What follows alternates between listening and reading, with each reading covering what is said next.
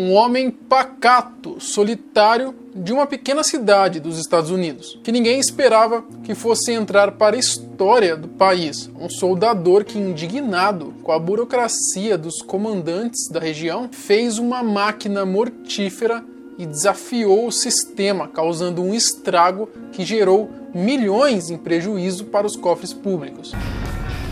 A bulldozer levels a building in Granby, Colorado. Then another. And another. E o final dessa história, é claro, não poderia acabar nada bem. Nesse vídeo você vai conhecer a história de Marvin Hemeyer. É isso mesmo. O Killdozer, o homem que criou um tanque gigante para destruir o governo. Eu sou o Marcelo, fica comigo que depois da vinheta eu te conto.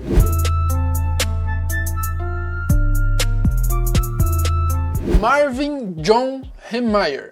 Ele nasceu no dia 28 de outubro de 1951 em Dakota do Sul. Ele vivia em Grand Lake, no estado do Colorado, que fica a mais ou menos 25 quilômetros de Granby, o local onde ocorreu os fatos que vocês irão tomar conhecimento. Bom, de acordo com seus vizinhos, o Marvin ele mudou-se para a cidade há mais ou menos uns 10 anos antes de toda a treta que aconteceu. Enfim, quando ele se mudou para o Colorado, ele já era especialista em solda e por lá ele montou uma oficina em Granby. Marvin era descrito por seus conhecidos como uma pessoa educada, uma pessoa amigável, embora às vezes ele fosse do tipo de que não levava desaforo para casa. Bom, esse detalhe foi fundamental para a reta final de sua história. A história de Marvin. Bom, tudo começou em 1992, quando Marvin ele comprou um terreno avaliado em mais ou menos $42 mil. Ele tinha ali a intenção de construir uma loja de silenciadores para expandir o seu negócio. Essa loja seria integrada ao seu business, que era de conserto de silenciadores de carros. Então ele venderia os silenciadores e aí, ao mesmo tempo, ele tem uma loja que conserta. Um gênio do empreendedorismo, né? Um mestre do capitalismo.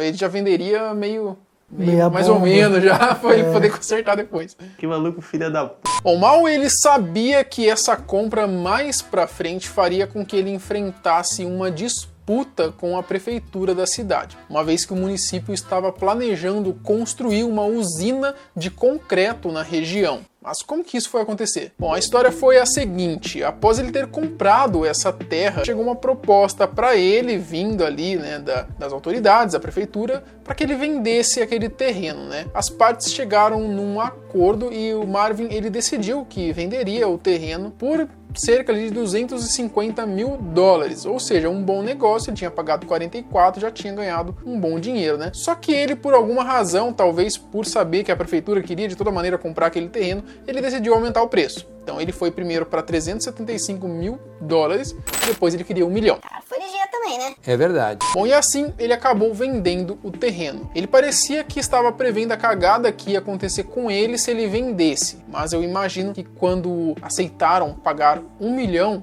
em algo que ele tinha pago em torno ali de 40 e poucos mil, é claro que ele não seria burro de recusar. Bom, toda essa negociação aconteceu antes que uma proposta de rezoneamento fosse ouvida pela Câmara Municipal da cidade. Até aí, beleza, tudo tranquilo. Só que em 2001, a Comissão de Zoneamento de Granby aprovou uma construção da planta da tal usina. O Marvin não gostou nem um pouco disso, ele chegou a apelar judicialmente da decisão, alegando que a construção bloqueou o acesso à sua loja. Bom, porém ele acabou perdendo esse apelo, ainda por cima ele foi multado em $2.500 pelo Conselho Municipal e também por um juiz lá por várias violações, incluindo não ter sido conectado à linha de esgoto. Hein? Bom, parece que eles começaram a procurar um monte de coisa lá para ir aplicando multa no Marvin. Até onde eu entendi, eles ainda não tinham pagado o Marvin desse dinheiro que a prefeitura estaria devendo para ele, entendeu? Eles não tinham pagado ainda. Bom, a cidade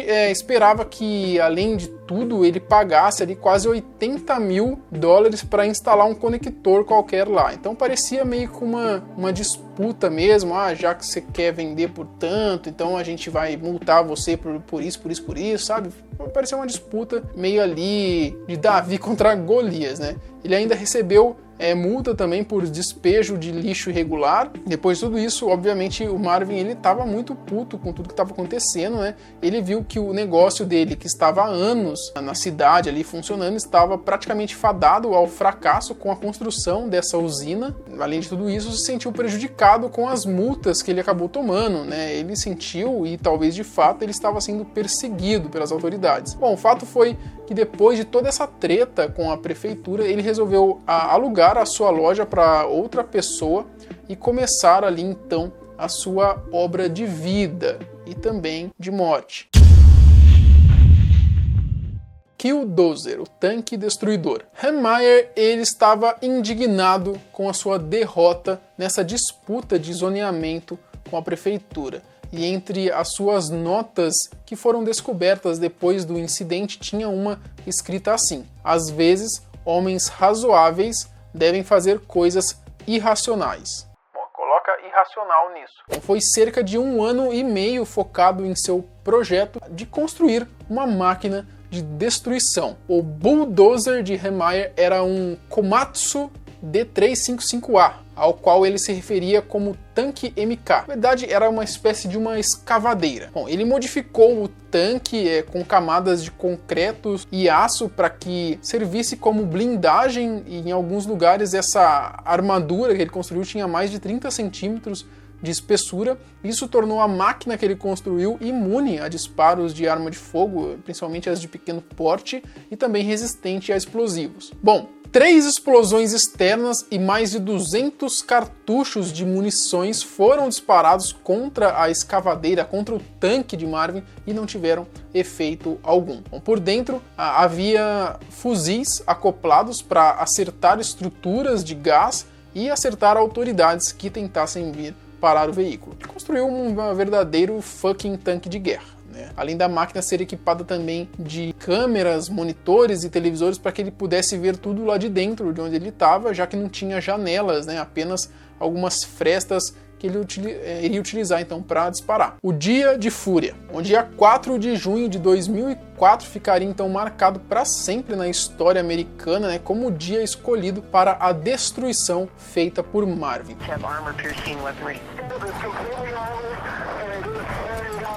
Em 2 horas e meia, ele acabou destruindo 13 prédios, causando um estrago de mais de 7 milhões de dólares. E dentre os alvos de Heimmeyer, ele atravessou ali com a sua escavadeira blindada a parede de seu antigo negócio, da tal usina de concreto, da prefeitura, do escritório jornal local que depois publicou contra ele, e também da casa de um ex-prefeito. Ele já tinha os alvos certos para atacar também, né? É bem provável. Bom, e de uma loja também de ferragens de propriedade de outro homem que Heimmeyer já havia citado em um processo também, como alguns outros. O cara foi pra vingança mesmo, sem dó e nem piedade. O mais impressionante disso tudo, que isso tudo foi filmado pela televisão, ao vivo, sabe? Tipo da Atena mesmo, filmando o tanque. Fazendo a cobertura ao vivo. Fazendo a cobertura, um bagulho bizarro. Como a Tia Milton Sobrevoando a destruição. Ele ainda chegou a danificar um caminhão,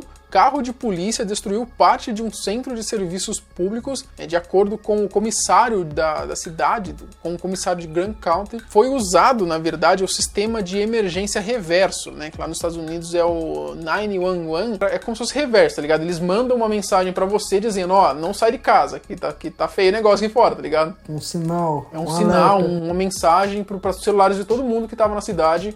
Eu acho que acontece muito isso quando tem furacão lá. Quando tem catástrofe, Isso, os caras mandam alerta pra ficar em casa. Ficar em casa, é tipo isso. Bom, como eu disse, essa cena toda, essa cena de filme, literalmente, foi transmitida ao vivo pela televisão. Então tem imagem do cara com um tanque / escavadeira destruindo tudo. Isso é o mais impressionante. Bom, pela TV, todo mundo então viu os esforços praticamente inúteis de autoridades tentando parar a máquina de Heimmeyer. O trator foi eternizado e apelidado com o nome de Killdozer, em homenagem a um conto de ficção científica do americano Theodore Sturgeon, Marvin e o seu fim. Bom, depois do governador do Colorado apelar para a Guarda Nacional e pensar em até mesmo utilizar um míssil antitanque para poder lidar com Marvin e sua máquina de destruição, a confusão só foi mesmo acabar quando a máquina apresentou uma falha mecânica e acabou encalhada em um armazém. Rehmeyer estava numa missão suicida sem a intenção de sair. Quando finalmente conseguiram se aproximar e abrir ali o tanque, Marvin foi encontrado morto. Ele havia dado um tiro na sua própria cabeça. Apesar da grande destruição e de vários disparos, tanto pelo lado de Rehmeyer quanto pelo lado das autoridades, no final das contas, a única vítima foi o próprio Marvin. Ele acabou se tornando uma espécie de anti-herói. Muitas pessoas da região e de todos os Estados Unidos defenderam o soldador e passaram também a idolatrá-lo, como o cara que lutou contra o Estado e a burocracia. Marvin acabou virando um herói improvável, mostrando que um único homem pode fazer contra as forças do governo e provando talvez a teoria do Coringa, para quem se lembra aí, que basta um dia ruim para reduzir o mais são dos homens a um lunático. Agora me conta aqui o que você faria no lugar de Marvin. Teria coragem de fazer a mesma ousadia dele? O que você acha da atitude dele? Às vezes parece que falta alguns Marvins lá em Brasília, não é verdade? Com certeza. O vídeo de hoje foi esse, a gente se vê amanhã no mesmo canal e no mesmo horário.